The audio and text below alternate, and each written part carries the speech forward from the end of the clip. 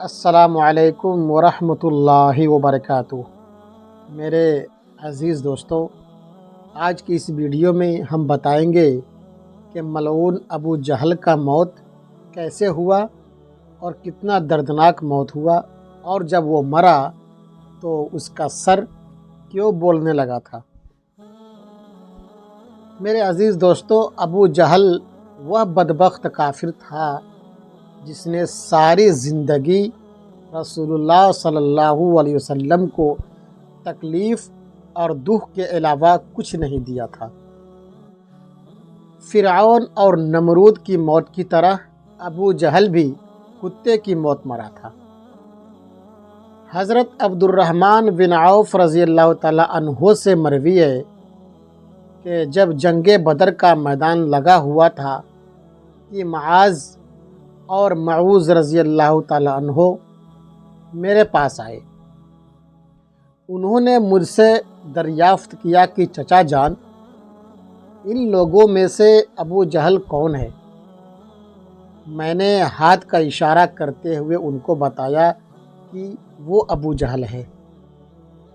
انہوں نے کہا کہ چچا جان، اس ظالم نے تو ہمارے نبی صلی اللہ علیہ وسلم کو بہت ہی دکھ اور تکلیف پہنچائی ہے، اس لیے ہم ابو جہل کو نہیں چھوڑیں گے۔ عبد الرحمن بن عوف رضی اللہ تعالیٰ عنہ فرماتے ہیں کہ جو ہی میں نے ان بچوں کو ابو جہل کا بتایا تو وہ بچے بجلی کی رفتار کے ساتھ ابو جہل کی طرف بھاگے۔ انہوں نے ابو جہل پر ایک زور کا ضرب لگایا۔ ان کی پہلی ہی ضرب سے ابو جہل اونٹ سے نیچے گر گیا۔ پھر انہوں نے ابو جہل کا پاؤں پر تلوار کا وار کر کے اس کا پاؤں ہی ٹانگ سے الگ کر دیا۔ حضرت معاذ رضی اللہ تعالیٰ عنہ بیان کرتے ہیں کہ یہ سب کچھ ابو جہل کا بیٹا اکرمہ دیکھ رہا تھا۔ اکرمہ نے وار کر کے میرے بازو کو کاٹ دیا۔ میرا بازو کندھے سے لٹک رہا تھا۔ پھر میں لٹکتے ہوئے بازو کے ساتھ بھی بڑی تیزی کے ساتھ لڑ رہا تھا۔ جب بازو نے مجھے بہت ہی زیادہ تنگ کرنا شروع کیا تو میں نے بازو کو اپنے پاؤں کے نیچے رکھا اور زور لگا کر بازو کو اپنے بدن سے جدا کر دیا۔ حضرت معاذ رضی اللہ تعالیٰ عنہ سے مروی ہے کہ میں نے موقع پا کر ابو جہل پر وار کیا، جس سے ابو جہل کے جسم سے خون کے فوارے جاری ہو گئے۔ ابو جہل کو موت کے گھاٹ اتار کر یہ دونوں بچے رسول اللہ صلی اللہ علیہ وسلم کے پاس جا کر عرض کرنے لگے کہ یا رسول اللہ صلی اللہ علیہ وسلم، ہم ظالم ابو جہل کو قتل کرائے ہیں۔ تبری میں بیان کیا گیا ہے کہ ابو جہل ابھی قتل نہیں ہوا تھا، بلکہ وہ درد سے چلا رہا تھا۔ تڑپ تڑپ کر درد سے چلاتے ہوئے موت کا انتظار کر رہا تھا۔ جب جنگ بدر ختم ہوئی تو رسول اللہ صلی اللہ علیہ وسلم نے تمام صحابہ کرام کو حکم جاری کیا کہ ابو جہل کو تلاش کیا جائے۔ سب صحابہ کرام ابو جہل کی تلاش میں مگن ہوئے۔ حضرت عبداللہ بن مسعود رضی اللہ تعالیٰ عنہ بھی ان میں شامل تھے۔ حضرت محمد مصطفیٰ صلی اللہ علیہ وسلم نے تمام صحابہ کرام کو ابو جہل کی ایک نشانی بتائی تھی کہ ابو جہل کے گھٹنے پر ایک نشان ہوگا۔ صحابہ کرام رضی اللہ تعالیٰ عنہم نے عرض کیا کہ یا رسول اللہ صلی اللہ علیہ وسلم، ابو جہل کے گھٹنے پر وہ نشان کس طرح آیا تھا؟ تو رسول اللہ صلی اللہ علیہ وسلم نے فرمایا، ایک دفعہ میں اور ابو جہل عبداللہ بن جدعان کے گھر دعوت میں شامل تھے۔ اس وقت تمہاری عمر بہت چھوٹی تھی۔ ہم دونوں میں کسی بات کو لے کر لڑائی ہوئی۔ میں نے ابو جہل کو زور سے دھکا دیا تھا، جس کی وجہ سے ابو جہل زمین پر گر پڑا۔ ابو جہل کے گھٹنے پر گہرا زخم آ گیا تھا۔ وہ زخم تو ٹھیک ہو گیا تھا لیکن اس کا نشان آج بھی ہے۔ یہاں ابو مسعود رضی اللہ تعالیٰ عنہ فرماتے ہیں کہ میں میدان میں ہر لاش کو الٹا الٹا کر دیکھ رہا تھا کہ مجھے ایک جگہ پر ابو جہل زخمی حالت میں نظر آیا۔ میں اس کے پاس گیا تو میں نے دیکھا کہ وہ ابھی مرا نہیں تھا بلکہ وہ زندگی کی آخری سانس لے رہا تھا۔ اس کے جسم سے خون کے فوارے جاری تھے۔ پھر میں نے رسول اللہ صلی اللہ علیہ وسلم کی بتائی ہوئی نشانی کو دیکھا تو مجھے یقین ہو گیا کہ یہی ابو جہل ہے۔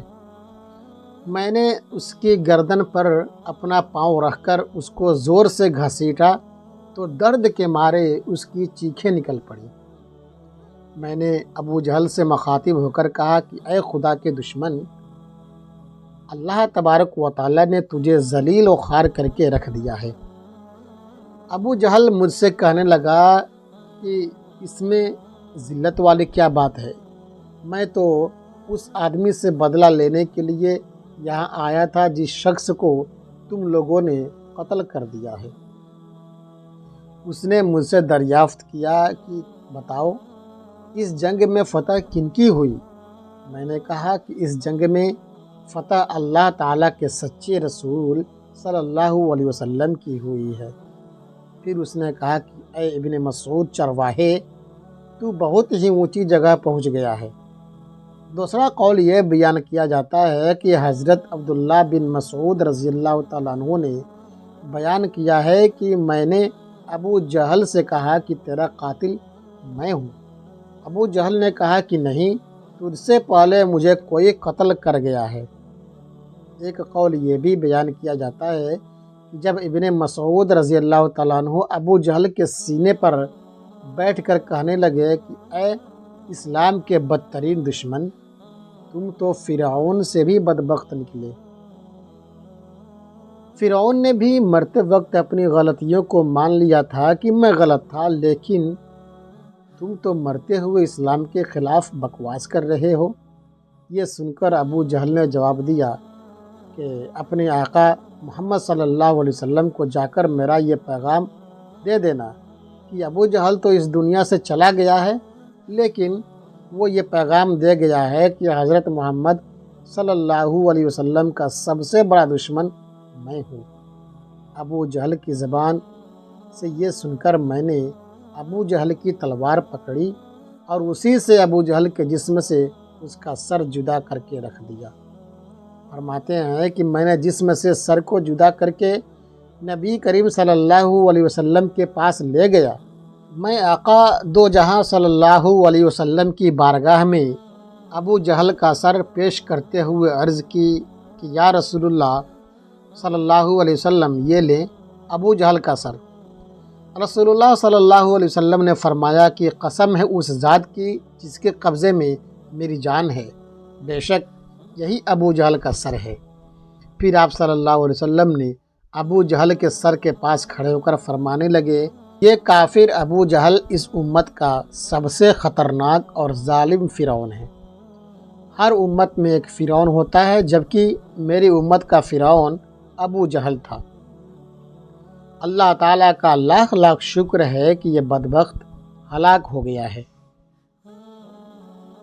روایات میں اس طرح بیان کیا گیا ہے کہ رسول اللہ صلی اللہ علیہ وسلم شکرانے کے نفل ادا کیے۔ رسول اللہ صلی اللہ علیہ وسلم کے فرمانے پر ابو جہل کی لاش سر اور قریش کے 24 سرداروں کو ایک کنویں میں پھینک دیا گیا۔ اس کے بعد رسول اللہ صلی اللہ علیہ وسلم 3 دن میدان بدر میں رہے اور جاتے ہوئے اس کنویں پر بھی گئے تھے جہاں کفار مکہ کی لاشیں پھینکی گئی تھیں۔